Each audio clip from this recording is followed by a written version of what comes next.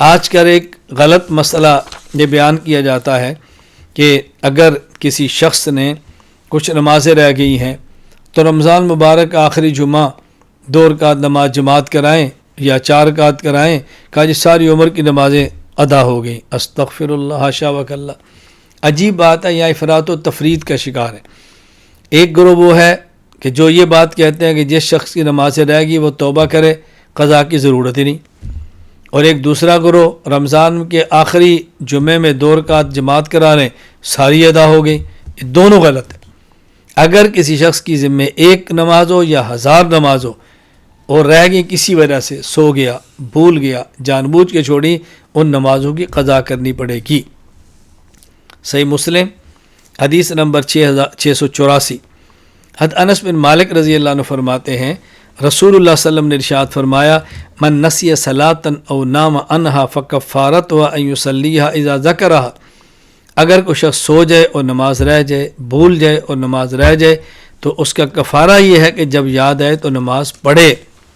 اللہ اکبر۔ علامہ نووی رحمہ اللہ اس حدیث کے ساتھ فرماتے ہیں فیہ وجوب قضاء الفریضۃ الفائدہ سواء ترکها بعذر کنوم و نسیان اور بغیر عذر۔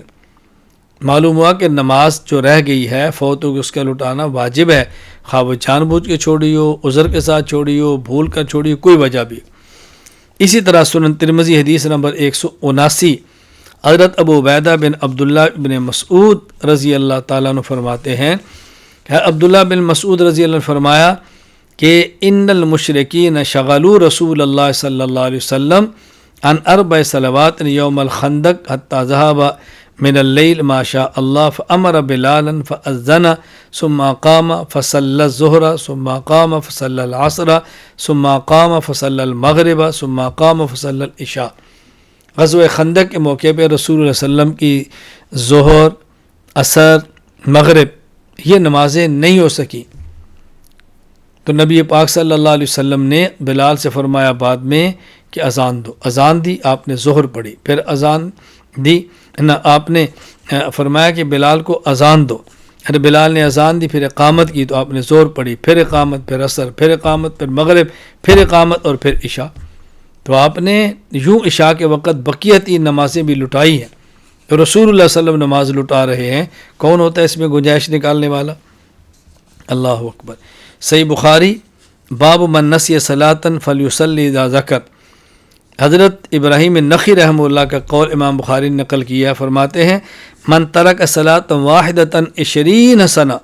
لم یعد الا تلک الصلاۃ الواحدہ، اگر کسی شخص کی ایک نماز رہ گئی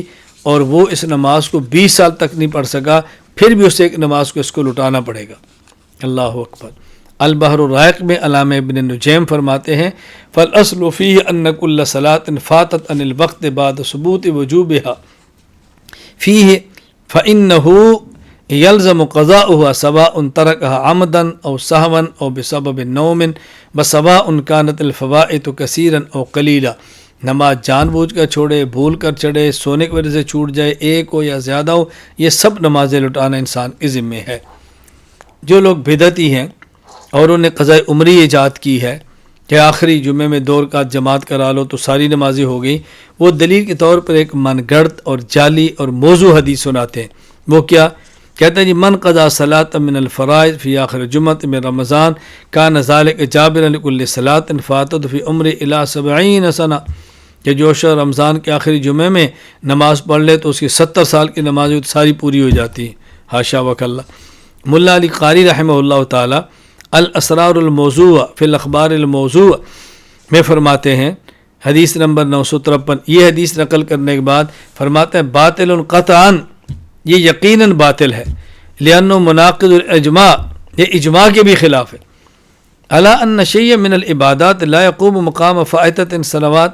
یہ کیسے ہو سکتا ہے کہ ایک نماز کئی سالوں کی نمازوں کی جگہ پر ہو جائے؟ خیر یہ جعلی ہے، من گھڑت ہے، اس کا حدیث سے کوئی تعلق نہیں، غلط فہمی سے بچیں۔